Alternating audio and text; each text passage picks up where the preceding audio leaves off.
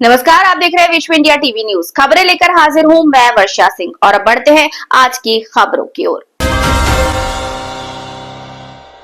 देश में ओमिक्रॉन के मिले 4 सब वेरिएंट, जाने ये कितने घातक। दिल्ली के स्वास्थ्य मंत्री पंकज सिंह ने लोगों से घबराने की बजाय सावधानी बरतने की अपील की। उन्होंने कहा, दिल्ली में 104 एक्टिव केस हैं। देश में एक बार फिर से कोरोना वायरस के मामले बढ़ रहे हैं। भारतीय चिकित्सा अनुसंधान परिसर ICMR ने सोमवार को बताया है कि कोविड-19 के नए वेरिएंट केवल हल्के लक्षणों के साथ सामने आ रहे हैं।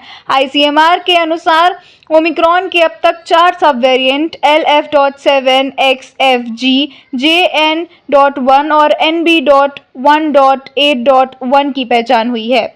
ICMR के डायरेक्टर जनरल डॉक्टर राजीव बहल ने कहा है कि हम सैंपल की टेस्टिंग कर रहे हैं ताकि बढ़ते मामले के पीछे की वजह का पता लगाया जा सके। सरकार जरूरी तैयारियां कर रही है। अभी जो 4 वेरिएंट मिले हैं वे ओमिक्रॉन के सब वेरिएंट है। इससे अधिक जानकारी के लिए टेस्टिंग जारी है। ICMR के डायरेक्टर ने बताया कि भारत में कोविड की स्थिति कंट्रोल में है और सरकार पूरी तरह सतर्क है। डॉक्टर बहल ने वैक्सीन की जरूरत पर बात करते हुए कहा, सरकार ने नए वैक्सीन बनाने के लिए प्लेटफॉर्म तैयार किया है। अगर भविष्य में कोई नए वेरिएंट आता है तो हमारे पास 2 ऑप्शन होंगे। इनमें पहला मौजूदा वैक्सीन की प्रभावशीलता चेक करना और दूसरा नए वेरिएंट के लिए खास वैक्सीन डेवलप करना होगा। स्वास्थ्य और परिवार कल्याण मंत्रालय के अनुसार भारत में सोमवार तक कुल 1009 एक्टिव कोविड-19 केस दर्ज किए जाएंगे। इनमें हाल ही में 752 नए केस कंफर्म हुए। सरकारी डेटा के मुताबिक केवल केरल में सबसे ज्यादा 430 एक्टिव केस हैं। WHO के नए वेरिएंट को लेकर क्या कहा, दिल्ली के स्वास्थ्य मंत्री पंकज सिंह ने लोगों से घबराने की बजाय सावधानी बरतने की अपील की। उन्होंने कहा, दिल्ली में 104 एक्टिव केस हैं, लेकिन सभी हल्के लक्षणों वाले हैं।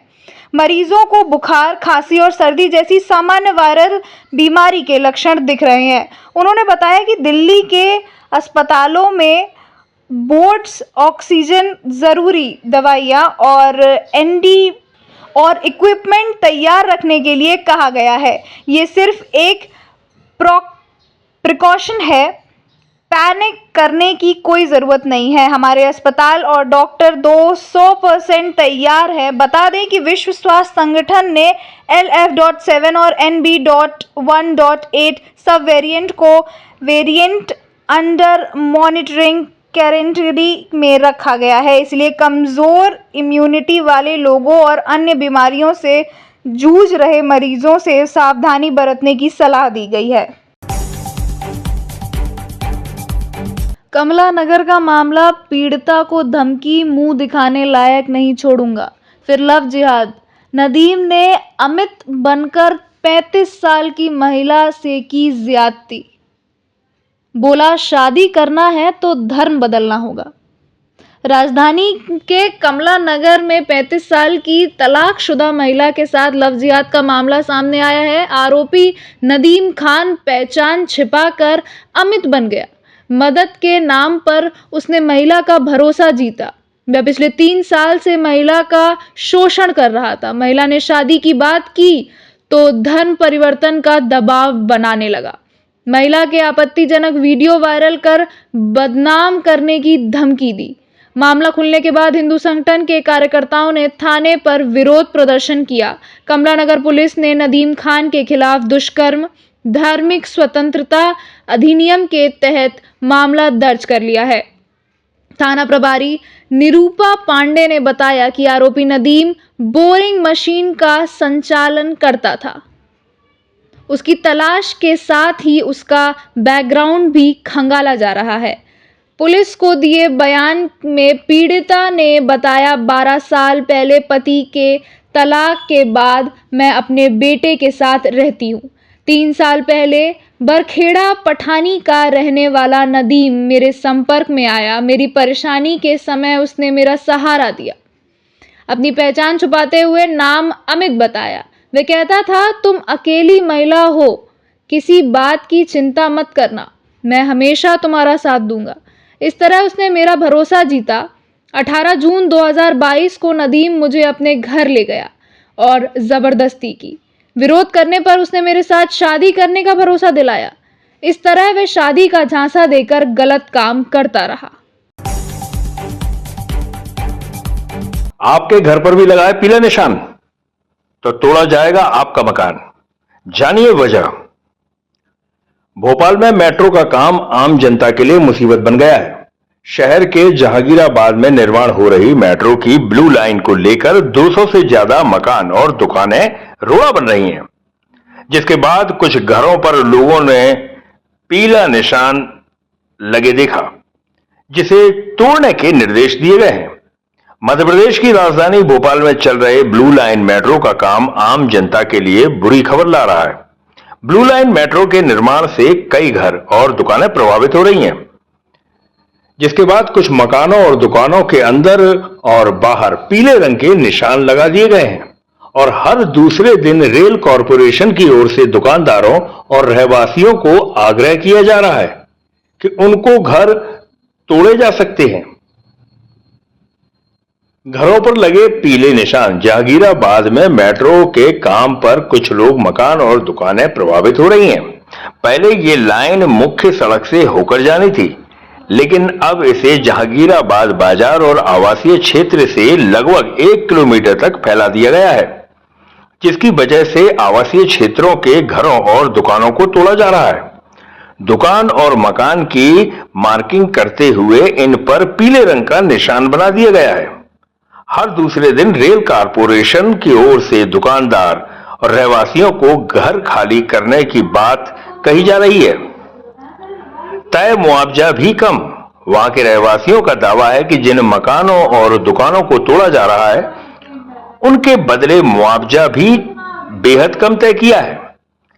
बने बनाए मकानों को तोड़ने के एवज में निर्माण लागत बाजार दर से भी आधी मात्र 700 रुपए प्रति वर्ग फुट दी जा रही है, जबकि मार्केट रेट 1500 रुपए प्रति वर्ग फुट है। और तो और जमीन के 2018 की गाइडलाइन के अनुसार राशि तय की जा रही है। आम जनता को हो रही है परेशानी। भोपाल मेट्रो की ब्लू लाइन एक तरफ जहां सुविधा लेकर आ रही है, भोपाल को तरक्की की राह पर पहुंचा रही है, वहीं इसके निर्माण से आम जनता को परेशानी भी हो रही है। लोगों का कहना है कि उनके मकान 30 से 60 साल पुराने हैं। कुछ के घर तो पुश्तैनी हैं। अगर ये घर टूट जाएगा तो वो कहां जाएंगे? घर से छत हट जाएगी तो कौन देगा इन्हें आसरा?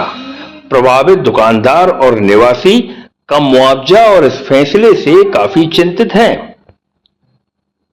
ब्लू लाइन का रोड मैप। ब्लू लाइन की लंबाई लगभग 13 किलोमीटर है, जो भदभदा से रत्नागिरी तिराहे तक फैली हुई है।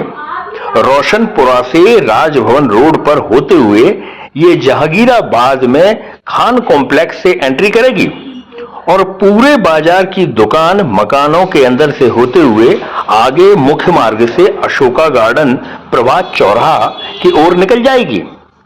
इसमें 14 मेट्रो स्टेशन प्रभावित हैं, यानी 14 मेट्रो स्टेशन प्रस्तावित किए गए हैं और इसे 2027 तक पूरा करने का लक्ष्य भी निर्धारित किया गया है।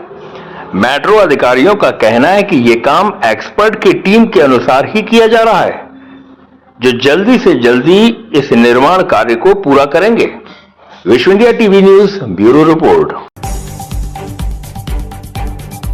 पंडित राकेश जोशी ने जानकारी देते हुए बताया कि ज्येष्ठ मास की कृष्ण पक्ष अमावस्या मंगलवार के दिन है। यह भूमि अमावस्या कहलाती है। आज से ज्येष्ठ मास की कृष्ण पक्ष समापन हुआ है और कल से यहाँ पर 10 दिवस गंगा दशहरे का शुभारंभ होगा। 10 दिवसीय उत्सव के अंतर्गत यहाँ भगवान का उत्सव, गंगा माता का उत्सव होगा और जो 10 दिन तक यहाँ पर अलौकिक आनंद होगा। आप पवित्र संबंधित कार्य करने का विधान बताया गया है। अमावस्या के दिन शिप्रा स्नान करके पितरों का तर्पण, दान, पिंडदान, खिलौनों से शांति पूजा करना समक्ष है। इस अवसर पर श्रद्धालु बड़ी संख्या में शिप्रा नदी में स्नान करके अपने पितरों को श्रद्धांजलि दे रहे हैं। ज्येष्ठ मास की कृष्ण पक्ष की आज अमावस्या है, मंगलवार के दिन है। ये भूमवती अमावस्या कहला रही है। आज से जो है ज्येष्ठ मास का कृष्ण पक्ष पूर्ण हुआ है और कल से जो है यहाँ पे 10 दिवस गंगा उत्सव प्रारंभ होगा, जिसके अंतर्गत यहाँ पर कथा वगैरह, भगवान का उत्सव, गंगा माता का उत्सव होगा जो 10 दिन तक यहाँ पे अलौकिक आनंद होगा। आज स्नान पितृ संबंधित कार्य करने का विधान बताया गया। अमावस्या के दिन शिप्रा स्नान करके पितरों का तर्पण दान पिंडदान ग्रहों की शांति पूजन अगर किया जाता है तो समस्त दोषों से पीड़ाओं से मुक्ति मिलती है। बाहर से आए श्रद्धालु महिलाओं ने मंदिर के गार्ड पर बदतमीजी का आरोप लगाया। मारपीट के बाद श्रद्धालु के सर से खून निकलता हुआ दिख रहा है।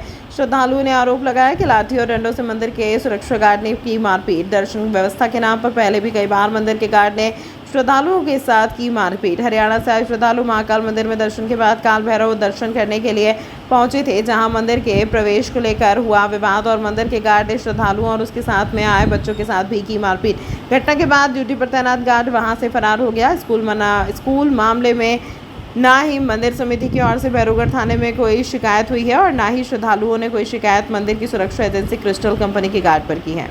आज खबरों में फिलहाल इतना ही। कल फिर मुलाकात होगी कुछ नई रोचक खबरों के साथ। तब तक के लिए आप देखते रहिए विश्व इंडिया टीवी न्यूज। अब सुनेगा भारत।